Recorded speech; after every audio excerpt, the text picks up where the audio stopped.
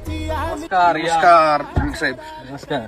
खरं तर तुमचा हा 2.5 एकर मध्ये विषमुक्त शेती आणि सेंद्रिय शेती रेसिड्यू फ्री फार्मिंग हा एक प्रोजेक्ट खूप भारी सगळीकडे चर्चा होते सोशल मीडियावर. तर म्हणून मी आज प्रत्यक्ष बघण्यासाठी आलेलो आहे.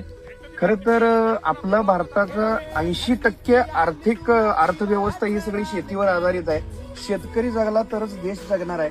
आणि आज खरं तर सगळे रासायन कीटकनाशकाचं रेट प्रचंड वाढायला लागलेले आहेत युद्धाची परिस्थिती आणि ह्याच्या त्याच्यात. आणि शेतकऱ्याला शेती परवडणं झालेलं आहे, कारण शेतकरी मालाचं उत्पादन करतोय आणि व्यापाऱ्यांच्या हातात देतोय.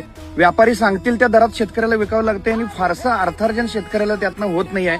शेती अडचणीत येण्याचं हे मुख्य कारण आहे. आणि त्याला पर्याय म्हणून तुम्ही अत्यंत कमी गुंतवणुकीमध्ये हे जे रेसिड्यू फ्री फार्मिंग करताय तुम्ही, जवळजवळ 20 प्रकारचा भाजीपाला केलेला आहे. हे खरोखर सगळ्या शेतकऱ्यांनी येऊन इथं बघण्यासारखं आहे.